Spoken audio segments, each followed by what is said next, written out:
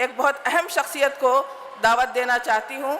मोहतरमा डॉक्टर फौजिया तहसीन खान साहबा, जो मेंबर ऑफ पार्लियामेंट हैं और नेशनलिस्ट कांग्रेस पार्टी की नुमाइंदा हैं, वज़ीर की हैसियत से काम कर रही हैं, महाराष्ट्र की नुमाइंदगी करती हैं और ये पहली मुस्लिम खातून है जिन्होंने महाराष्ट्र हुकूमत में वज़ीर के तौर पर काम किया है और नेशनल महिला कांग्रेस की कौमी सदर भी हैं। मोहतरमा डॉक्टर फौजिया तहसीन खान साहिबा। अस्सलाम वालेकुम। आज इस एहतजाजी जलसे के सदर मोहतरम आली जनाब मौलाना सैयद खालिद सैफुल्लाह रहमानी साहब, स्टेज पर सभी उलमा अकराम, मुस्लिम पर्सनल लॉ बोर्ड के सभी अरकान, मेंबर्स ऑफ पार्लियामेंट और प्यारी माओं और बहनों, मैं अपनी खुशनसीबी समझती हूँ कि आज मैं अपने माशरे के माओं और बेटियों से मुखातिब हूँ।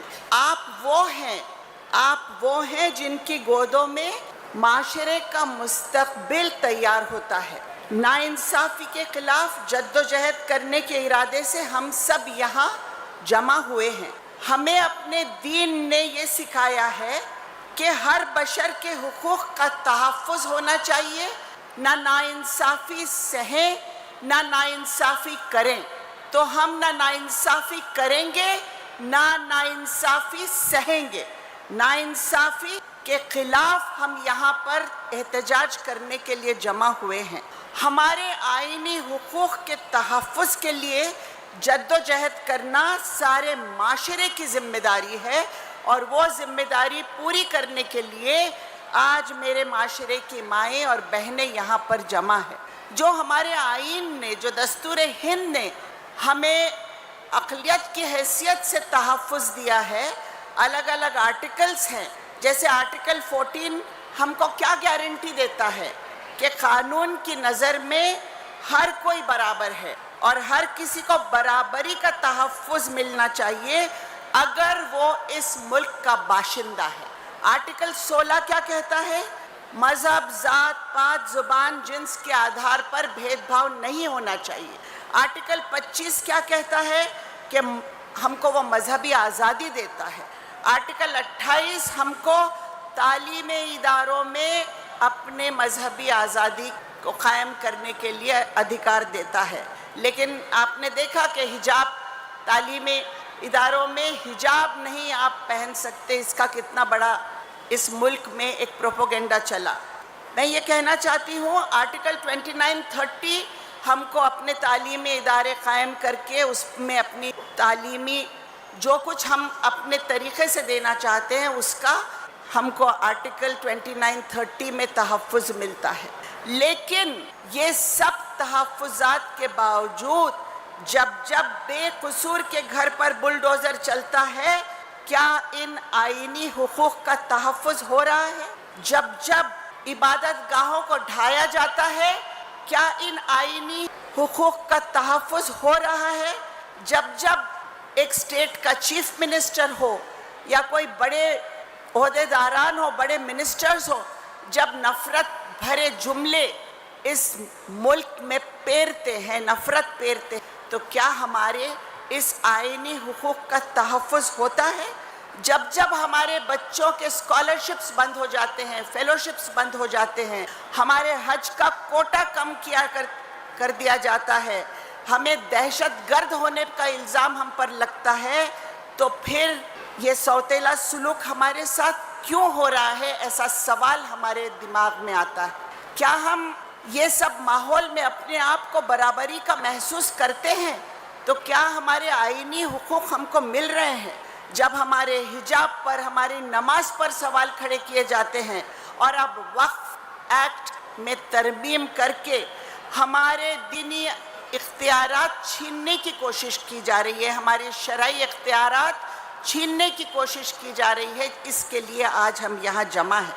कल सुप्रीम कोर्ट में सरकार की तरफ से जो कहा गया वो ये कहा गया कि वक्फ कोई बुनियादी रिलीजियस प्रैक्टिस नहीं है, इससे बढ़ के भद्दा मजाक कोई नहीं हो सकता।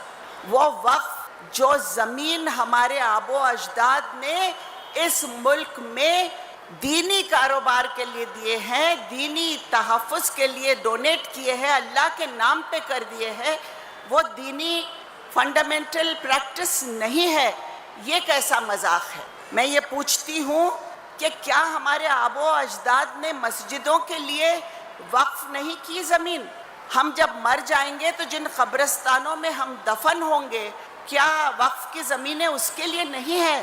تو پھر چیریٹی کو بھی ہمارے دین میں ایک فنڈامنٹل, ہمارا دین کا اصول چیریٹی ہے جو ہمارے شریعت کے ساتھ جڑا ہوا ہے. سپریم کورٹ میں بھی جو باتیں یہ کر رہے ہیں وہ عجیب و غریب ہے. یہ وقف زمین, یہ جو وقف قانون, یہ اس میں ترمیمات لائے ہیں انہوں نے. اگر یہ ایکٹ تو انہوں نے پاس کر لیا ہے پارلیمنٹ میں, لیکن اگر یہ واپس نہیں ہوتا ہے تو اس کا بہت ہی خطرناک اثر ہمارے معاشرے پہ پڑے گا. اور اسی لیے ہم سب یہاں, ہم سب جو بھی ہمارے اختلافات ہیں اس کو بھول کر ہم سب یہاں ایک جگہ آئے ہیں کہ ہم ایک ہے, ہماری شریعت ایک ہے, ہمارا دین ایک ہے, ہمارا اللہ ایک ہے, ہمارا رسول ایک ہے, اور اس لیے ہم یہاں ایک ہو کر احتجاج کریں. بہنوں, میں آپ سے ایک سوال اور یہ بات ہم کو آج سوچنا پڑے گا, کیونکہ جیسا میں نے کہا کہ قوم کا مستقبل, معاشرے کا مستقبل ہمارے گودوں میں تیار ہوتا ہے. میرا سوال یہ ہے کہ کسی بھی معاشرے پر ظلم کب بڑھتا ہے, کسی بھی معاشرے پر ناانصافیاں کب بڑھنے لگتی, اس پر ہم غور کریں. ماؤں کی, بہنوں کی حیثیت سے اس پر غور کریں کہ معاشرے پر ظلم کب زیادہ بڑھ جاتا ہے, جب معاشرہ کمزور ہو. اور یہ ذمہ داری ہماری ہے کہ ہم اپنے معاشرے کو کمزور نہ ہونے دیں.